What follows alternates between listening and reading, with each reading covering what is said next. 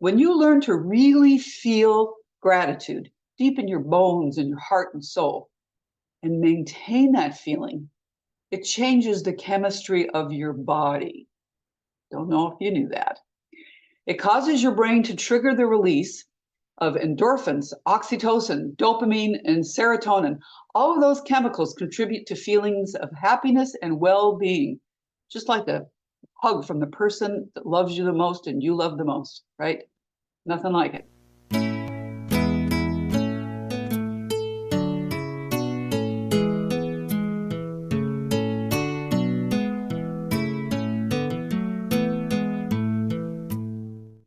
Greeting, friends and family I know and love, and friends I haven't met yet.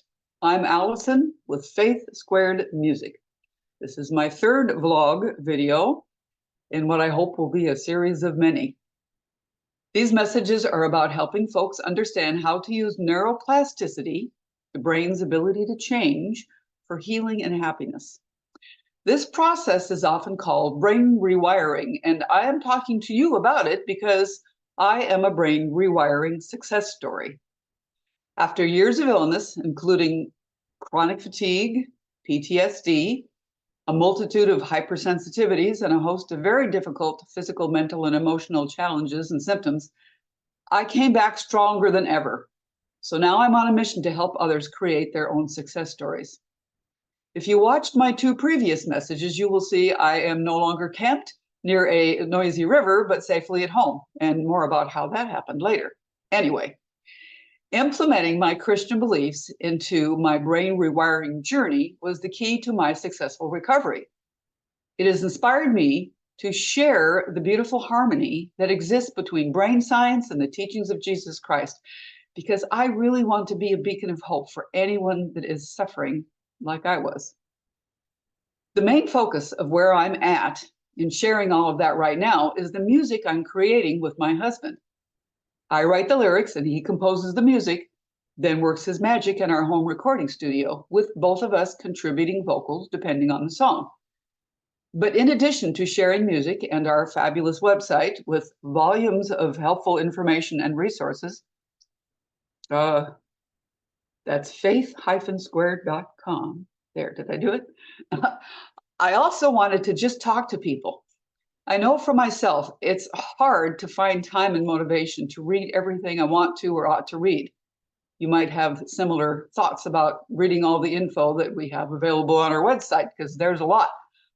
But I can find time, make time to listen to podcasts and interviews, etc., while I'm doing other things. And it's making a difference in my life because I choose good things to listen to, right? So now I hope I can make a difference in yours. I have a list of subjects I want to address, and that list is longer than my arm and both legs. So figuring out the sequence of all that is no small feat.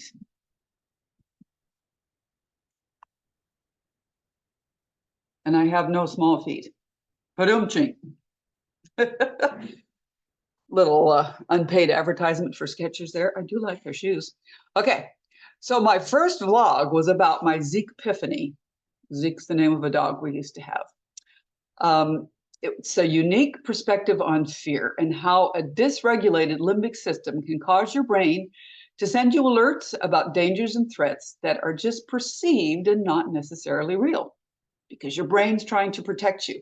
And when it gets stuck on high alert, it can really overdo things in the protection department to the point of making you sick, scared, and miserable.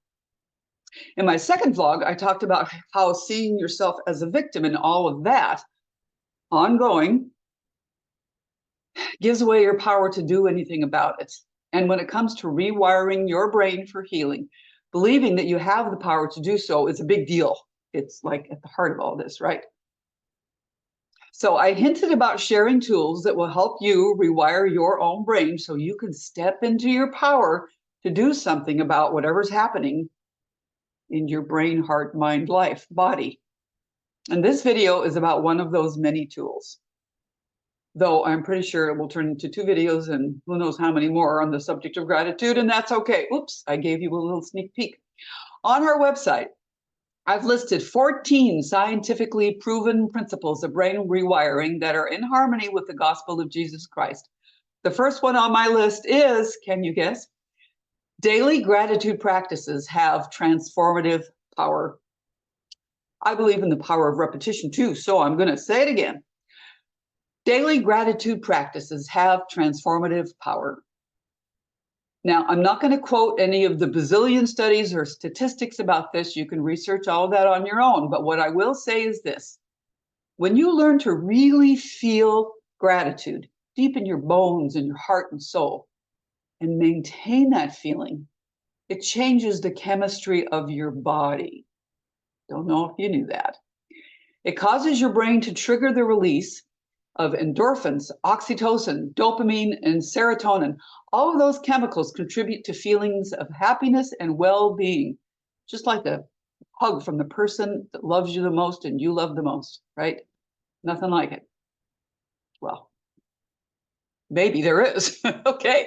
Eventually, when the release of those chemicals becomes more dominant in your brain and body than the stress chemicals of adrenaline and cortisol, etc., your body's resources are able to make a shift, and it's a big one. When that shift starts to happen, the brain will start to feel safer and ease up even more on producing those danger chemicals and signals. And that means your symptoms are going to ease up. Remember my dog Zeke wanting to just attack and kill whoever was on the other side of that front door, even if there was nobody there, because it was just the sound of the doorbell on the television he'd reacted to. So think of a grateful brain as you having X-ray vision that allows your inner Zeke to see through the door and realize there's no danger on the other side. Maybe just air and sunshine and butterflies. So when your brain and body aren't consumed with protecting you from perceived danger, and that takes a lot of resources, your body's natural God-given ability to create healing and reduce inflammation, which is the root of so much that's wrong with our bodies these days, right? That kicks in. Your immune system will improve, anxiety will decrease, and you will just naturally feel more safe, hopeful, and motivated. I'm here to tell you, in my darkest days, there were a lot of them. Safety is what I wanted more than anything. I just wanted the terror to go away. It was a while coming, but that feeling of safety and peace is here now. And it's amazing. It's amazing. So I will tell you that when I have prayers every morning and night, and lots of times in between, especially in the morning when I'm feeling so calm and at peace and rested after years of insomnia, I give thanks for feeling that sense of calm and for not being scared anymore. And almost every single time I express gratitude for that, I weep out of gratitude. It's this feeling of joy and just thank you, Father. And it's transforming my life even more than it already was. And that's one of the reasons I want to share what I'm sharing. So just so you know, I can be a crier, and I'm going to try really hard to keep it under control. But every once in a while, I get emotional. But I hope that you'll see that as a measurement of how sincere I am. Anyway, I feel like I've given you a kind of simplistic explanation here about brain rewiring and the role that gratitude plays. There's certainly more to the process than just trying to be grateful and positive every day. And though gratitude can work in miraculous ways, it's not going to be a quick fix to all your problems. You'll need more tools, and you'll need to be prepared for roadblocks, setbacks, detours, because brains can be pretty stubborn. Sometimes in this process, you get worse before you get better. That's often the case with healing, right? And you'll need to accept that it's going to take effort and time. But gratitude is the very best foundation for healing that you can build on, because it has more power to bring you feelings of safety and peace, as well as actual physical improvements in your health, than anything else that you can imagine or might have guessed. I'd even go so far as to say that all the rest of the amazing brain rewiring tools, and there's a bunch, are never really going to do the job unless you learn how to build on a foundation of gratitude. Now, I know that if you've been in a rough spot for a while with illness, trauma, pain, anxiety as your personal headlines, you might think it's impossible to really feel gratitude ongoing under those circumstances. In our minds, we think like, well, when I feel better, then I'll be grateful, right? I get it though, because if you've been in survival mode for a long time, feeling really grateful might seem about as achievable as taking a walk on Mars tomorrow morning, right? So if that's part of your story, you might be fed up with people who are always telling you to look on the bright side, to the point that you fully understand the reasons for the term toxic positivity. I only learned of that term recently, and it totally rubbed me the wrong way at first. It felt like an oxymoron, for one thing, like jumbo shrimp, right?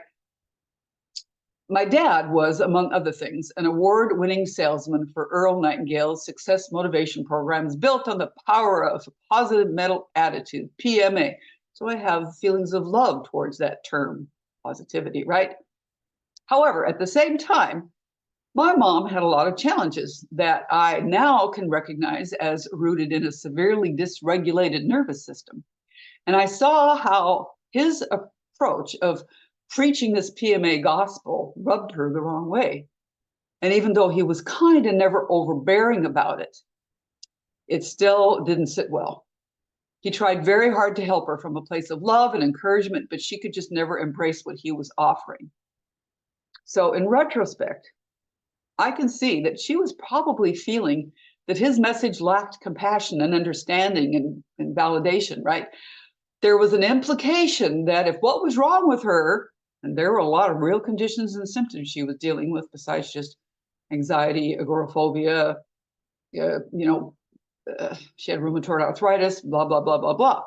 If all that could be fixed with just a shift in her attitude, then it really must be on her head, somehow not real, or her fault, all of the above, right? That message, whether it's overt or implied, feels condescending, no matter who's delivering it and how much they love you. She firmly believed that her afflictions were far beyond the power of PMA to fix. And in a sense, she was right, if only because she was so attached to that belief. So my mother developed a mindset that doctors and prescriptions were her only hope, despite the fact that they failed her more often than not, and sometimes they made the problems much worse. If she could have shifted her mindset, admitted that PMA could be part of the solution, and then been given some practical tools to help her feel empowered, all of my dad's messages to her certainly could have been part of an amazing healing path, instead of feeling like clueless positivity that didn't acknowledge the reality of her suffering. But in order to complete that picture, they both needed a lot more information and tools, especially relating to neuroplasticity. I mean, who said that word in the 60s and 70s? Nobody. None of this stuff was available then. So she resigned herself to her fate, and my dad resigned himself to her being resigned. I also got on board and was kind of resigned to who my mother was, a victim of her health issues. I often judged her for that. Let's just say I'm a lot more compassionate now. I hope someday on the other side we can talk about it and I can apologize in person and say, Mom, I'm sorry. I wish you could have gotten the help that you needed. What I'm getting at is, don't close yourself off to the idea that a simple thing like gratitude can make a difference, especially if you're in a place that causes you to feel or think as if you'd like all those positive talking Pollyannas to go take a flying leap. Hence the evolution of the term toxic positivity, right? The term is definitely apt in situations where a person pushing a positivity agenda or approach does so in a way that doesn't leave space for the whole spectrum of human emotions. For example, don't feel bad that your dog died and you've only had him by your side for 15 years. That's too bad, but hey, we'll go get a new puppy and everything will be just fine. You'll see. I'd like to think nobody would ever say that, but sometimes people do say things that are that clueless, I guess. It demonstrates how we can be made to think by the comments and approaches of others that we're not supposed to feel and experience emotions that are difficult, even if they're fully justified. Like there's something wrong with those emotions or with us if we feel them. You're sad or angry or worried or whatever, shut it down. So please understand that with any good brain rewiring program, you're not going to be told to bury those emotions. As a matter of fact, you're going to figure out how to acknowledge them, accept them, honor them, process them, and when needed, eventually let them go. Because all emotions have a place. You can't fully experience joy unless you really experience sorrow. That principle applies to all opposing emotions. The problems arise when you either bury the challenging emotion or emotions and or you let them or it call the shots. Gee, someone should write a song about that. Wait, they did. It's called That's Okay, It's All Right. And you should go listen to it when you're done with this video. Maybe you have already. Go listen again. I did okay in that song, I think, didn't I? It felt good. Anyway, golly, somebody should make a movie about giving space to all your emotions. Wait, someone did. It wasn't Allison. It was Pixar, and it's called Inside Out 2. And if you haven't seen it yet, make that happen ASAP. If you have seen it, see it again and take notes. Wow, I'm going to make a video about that today. Well, not today, someday, because I just wanted to get up and cheer so many times throughout that movie because they were preaching the gospel of brain rewiring and they were doing it brilliantly. Anyway, if folks have rubbed you the wrong way with simplistic solutions and comments like just cheer up, it'll be okay. Those kinds of suggestions probably felt to you like a kind of toxic positivity, especially if you didn't get the validation or sympathy you needed. So please understand, I see you, I feel you, I hear you. Because eventually things happened to me that brought me to the point of kind of becoming my mother. Something I really did not want to happen. Though I didn't understand it at the time, I learned firsthand how trauma and illness and toxins and stress, a perfect storm, can result in limbic system dysregulation, and that can do some pretty alarming things. My symptoms were very real and not in my head. By the way, I'll be eternally grateful to my husband for never telling me to just think positive and cheer up. We have lots to be thankful for because, man alive, I was in a horrible, scary, dark place. So thank you, Sid. A reminder, just because a doctor can't find the cause for something that's manifesting physical symptoms in your body doesn't mean that it isn't real or doesn't have a cause, right? Maybe they just don't have the training or understanding to find the cause and identify it. So something to think about. So speaking of real, something else that's real, the power of gratitude. You can make it happen in your life regardless of where you're at. I promise you. I did it. And I was at a place where I didn't think I could ever feel joy or gratitude again. But I tried. It got easier. I got better at it. Okay. We're going to keep this train on track here because I do tend to do this now and then, but it's all coming together, right? Okay. So one of my favorite hymn lyrics, I always say that. I like hymns. One of my favorite lyrics, okay. Well, I do have a favorite hymn lyric, by the way. I may as well throw that in there. Spontaneous departure from script. Earth has no sorrow that heaven cannot heal. That's something to be grateful for. Okay, the lyric I originally meant to talk about is from a Broadway musical that you get to guess. And the lyric is, God would like us to be joyful, even when our hearts lay panting on the floor. Yeah, I know I've referenced that musical before. I can't help it. I'll diversify later, but it's just so applicable right now. So if that really is what God wants for us, to be grateful and joyful, no matter what, even when you think your life stinks, is that a reflection of unreasonable expectations? Is that a form of toxic positivity? Because you feel like you're not getting acknowledged or seen? Or is it a reflection of his love for us? Do you think maybe God knows about the great effects of all those feel-good chemicals that are released when you feel grateful? Well, yeah, I'm pretty sure he does, because he's the one that created them, right? He put them there so you could benefit directly from doing something he asked you to do out of love.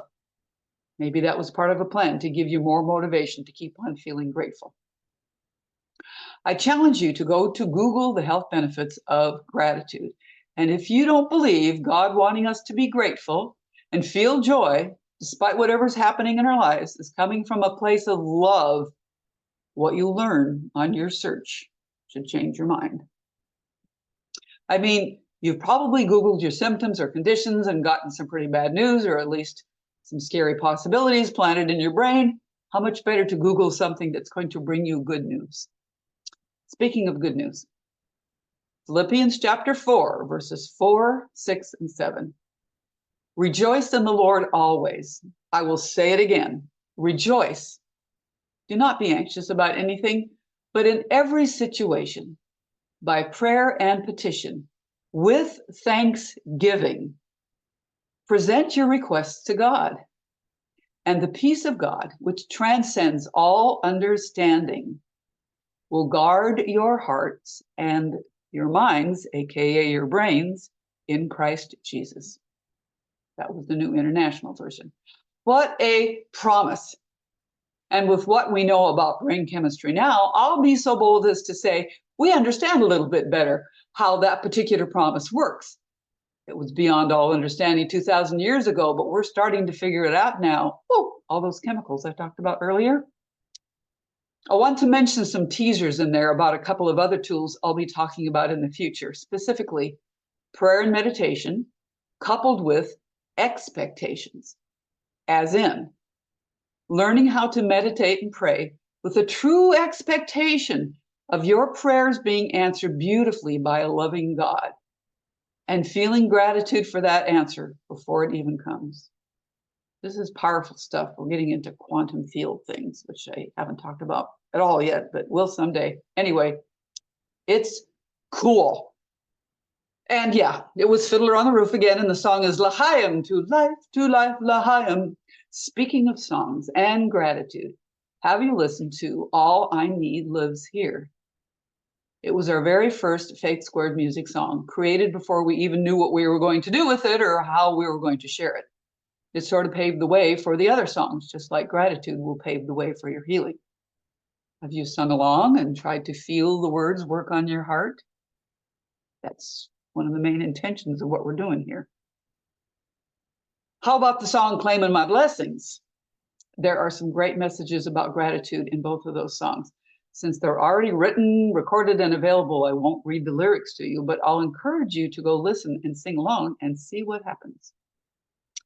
And I will just reiterate the principle that if you want to welcome more tender mercies into your life, more reasons to be grateful, you need to learn how to think, speak, feel, and act intentionally in real gratitude for all that you have now, all these blessings you have now, all these tender mercies you already have. Chew on that for a while. Okay, now, in part 2 of this video, yes, I realize I have way too much to say on the subject to fit it into one video. We'll get into some specific ways to do that, what I just talked about. Think, speak, feel, act, to help your brain rewiring process happen. And I think also in that video, I will share a story of something amazing that happened to my husband and I just a few weeks ago, because it really exemplifies the power of grateful expectations, no matter what's happening in your life. It was a wow for us on how practicing praise and gratitude opens the doors of heaven. And speaking of crying easily, I can almost guarantee. Okay, it'll be good. All right. Until then, this is Allison with Faith Squared Music signing off. Sending love, sharing hope, because you can do this. I have faith in you, and so does God. Praying what I do here helps you have the same faith in yourself. Take care. And spend some time on our website listening to music. Thanks.